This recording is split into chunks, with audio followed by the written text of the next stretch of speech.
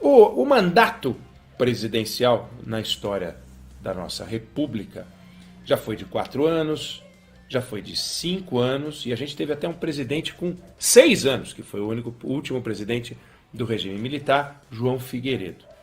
E desde 1997, valendo para a eleição de 98, o Brasil passou a ter a reeleição. Então, a reeleição é, na nossa história, algo muito novo, muito novo. Nós temos 3 episódios apenas de reeleição. A que deu a vitória em primeiro turno para o Fernando Henrique Cardoso e a que deu a vitória em segundo turno para o Lula e para Dilma. Os 3 incumbentes, presidentes, disputaram a reeleição e venceram. E a gente chega, neste momento do processo eleitoral, com um quadro que gera muita especulação sobre o que vai dar. Na vez em que o presidente da República foi reeleito em primeiro turno, ele tinha, nessa época do ano, 47% das intenções de voto. E o segundo colocado, que era o Lula, 24%. Então, Fernando Henrique, 47%, Lula, 24%. E deu o primeiro turno. Na eleição de 2006, que foi a reeleição do Lula, nessa época do ano, Lula tinha uma pontuação semelhante à de Fernando Henrique. Fernando Henrique tinha 47, Lula tinha 46. Alckmin tinha mais do que Lula, não 24, como Lula tinha 35. Então, você vê, a distância entre Fernando Henrique e Lula na eleição de 98, que Fernando Henrique venceu em primeiro turno, era de 23%, 23 pontos percentuais. Era uma distância grande. A distância entre Lula e Alckmin na eleição de 2006, que foi vencida em segundo turno, era, nessa época do ano, de 11 pontos. 11 pontos. E Lula vinha num curso, em 2006, ele vinha perdendo um pouco de voto. Ele chegou a ter 49% das intenções de voto. Nessa época do ano em que a gente está, em 2006, ele tinha 46%, e Alckmin subindo. Alckmin subia 2%, Lula caía 3%. Mas ainda assim havia uma especulação sobre o primeiro turno, até porque a nossa experiência até então, com uma pontuação do primeiro colocado deste tamanho, tinha sido uma vitória em primeiro turno. Fernando Henrique chegou na eleição e teve 53% dos votos válidos, Lula 31% dos votos válidos. Quando chegou em 2006, muita especulação sobre o primeiro turno, muita especulação. Nessa época, vai dar, não vai dar, vai dar, não vai dar. O que aconteceu foi que o Lula deu uma quedinha e o Alckmin deu uma subidinha. O suficiente para, em votos válidos, Lula fazer 48,6% dos votos válidos, precisando de 1,4%, e Alckmin, uma subida expressiva na pesquisa nesta época do ano, então, como eu disse, 35%, ele chega a 41,6%. O que aconteceu foi que houve uma migração para o segundo colocado, de votos, então, intenções de votos, naquele momento, entregue para outros candidatos, e houve uma redução da diferença. O Lula bateu na trave e não levou no primeiro turno. Foi para o segundo turno, venceu com 60,8% dos votos, e Alckmin conseguiu reduzir o número de votos que tinha. Em vez de ter 41,6%, terminou o segundo turno com 39% das intenções de voto. Tudo para dizer que, mesmo a pontuação do primeiro colocado, Lula e Fernando Henrique, um levou no primeiro, outro levou no segundo, porque o eleitor se mexeu de um jeito em 98 e o eleitor se mexeu de outro jeito em 2006. A história é curta da reeleição. Então não dá para dizer em 40% das vezes, em 50% das vezes, em 6 vezes. Não, tem 3. Uma em primeiro turno, 2 em segundo. Na eleição de 2014, que foi a outra reeleição, a gente viu um X.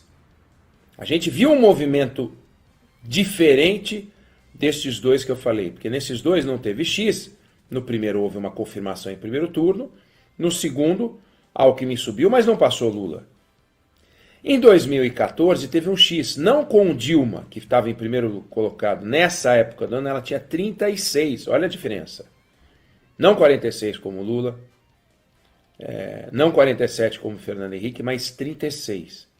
E a Marina Silva tinha 33, estava colada, empate técnico. Aécio, que foi para o segundo turno, estava lá atrás com 15. E aí as pesquisas foram sendo feitas, até o dia da eleição foram 4 rodadas. Dilma sai de 36 para 37, para em 40.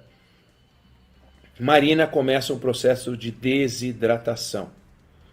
33, 30, 27, 25, 24. Aécio começa uma subida. 15, 17, 18, 20, 21. Empata com Marina Silva na margem de erro. E na reta final, um resultado em primeiro turno. Dilma confirma mais ou menos a pontuação que ela tinha dentro da margem de erro. Estava 40 nas pesquisas, tem 41,59.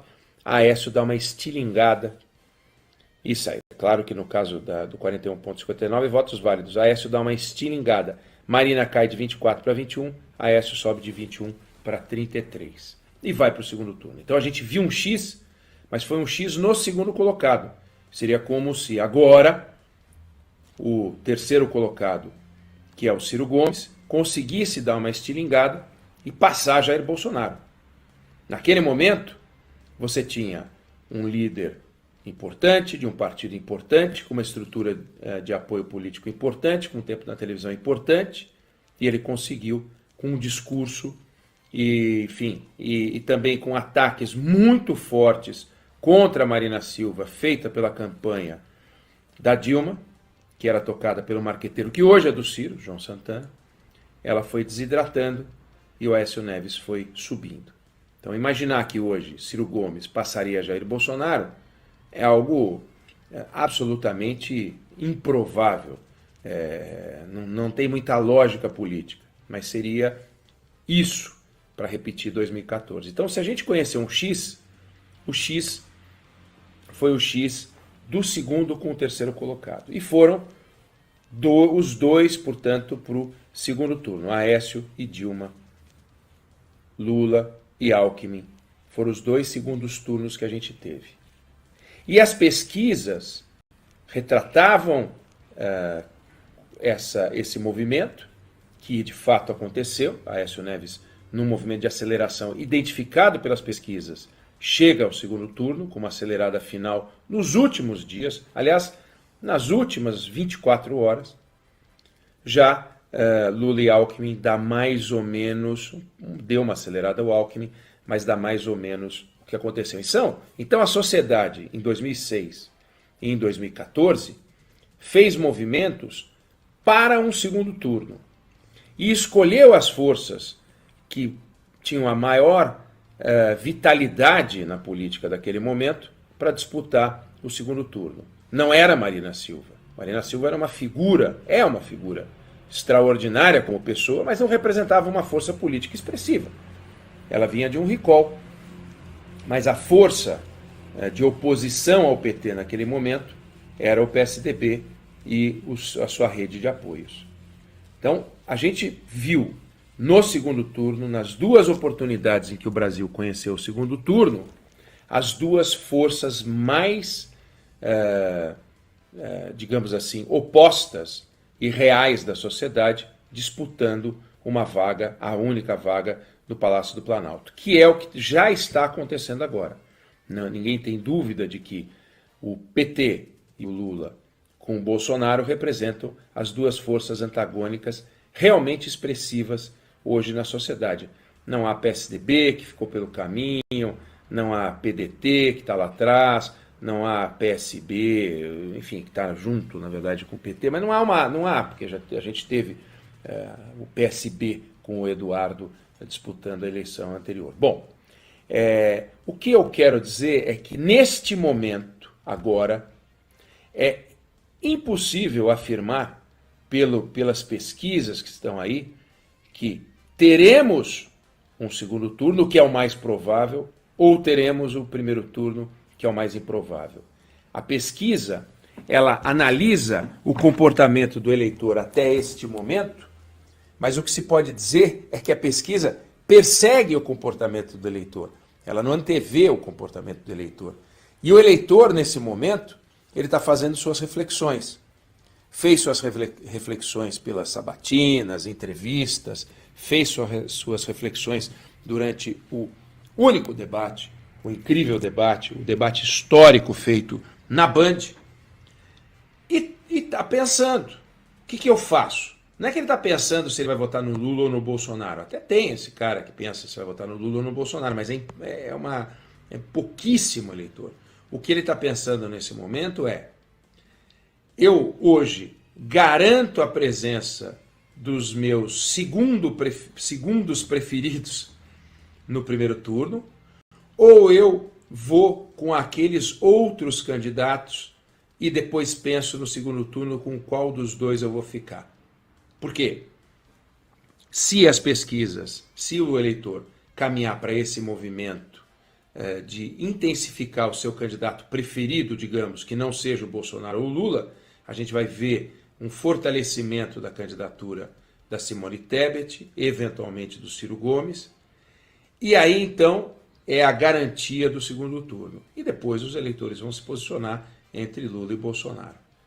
Ou então não, por cansaço, e a gente já disse isso aqui, e tem muita gente apostando nisso, por cansaço, o eleitor já vai se posicionar entre Lula e Bolsonaro. E se essa divisão acontecer, a gente pode ter um segundo turno ainda assim, ou então ter uma vitória em primeiro turno. Basta ver que as porcentagens de Lula em 2006 e de Fernando Henrique em 98 eram parecidas, mas a sociedade se posicionou de forma diferente. No primeiro caso, aliás, no caso do Fernando Henrique, no caso anterior, no primeiro caso de reeleição, disse: quer saber, vou com esse Fernando Henrique mesmo, e deu a ele uma vitória 53%, que não é uma vitória elástica, generosa, grande, ou vou para o segundo turno, e naquele caso deu a vitória para o Lula, mas de repente pode ser para o Bolsonaro, e aí elegeu o presidente com 61% das intenções de voto. Então, quem hoje está fazendo aposta para lá ou para cá, quem acha que vai dar isso, quem acha que vai dar aquilo, vai vendo ao sabor das pesquisas do dia. Teve pesquisa que já apontou uma curva, e a gente viu nessa semana mesmo, no começo da semana, uma quedinha do Lula com uma subidinha do Bolsonaro, e teve pesquisa que mostrou uma quedinha do Bolsonaro. Então, podemos estar num processo de estabilização, ou podemos ainda estar num processo de deu uma estabilização, aí alguns acordam e falam: ih, caramba, desse jeito vai ser complicado, pode dar primeiro turno, aí vota e descarrega os votos no Bolsonaro. Ou então, puxa vida, que bom, pode dar primeiro turno, vai lá e descarrega o voto no Lula. Então esse movimento vivo que as pesquisas captam é a magia dessa reta final da eleição, as pessoas fazendo cálculo. E não é o cálculo só dos conteúdos, como eu já disse aqui, as pessoas não estão votando no Lula ou no Bolsonaro porque o Lula ou o Bolsonaro tem este ou aquele programa. É difícil acreditar que hoje tem muita gente que sabe exatamente o que o Bolsonaro vai fazer ou sabe exatamente o que o Lula vai fazer. É de se perguntar se eles dois sabem exatamente o que vão fazer, porque tem que construir um arco de alianças, tem que rever seus programas, mas você sabe, e o eleitor sabe, aquilo que essas forças representam. E a representação dessas forças, as bandeiras que eles defendem, é o que vai decidir. Se der uma forcinha maior para esta bandeira, se o Bolsonaro acertar a mão na campanha, acertar a comunicação, amanhã tomar certos cuidados, etc., eventualmente ele pode dar uma subidinha e espremer e provocar o segundo turno. Se errar a mão, e a impressão que dá é que hoje está muito mais na mão dele, você pode ter sim uma vitória em primeiro turno. Então nós estamos num momento de dúvidas em que os números não autorizam nenhum especialista a cravar qual vai ser o caminho da eleição, e por esse motivo eu trouxe os números das vezes em que a gente teve reeleição no Brasil.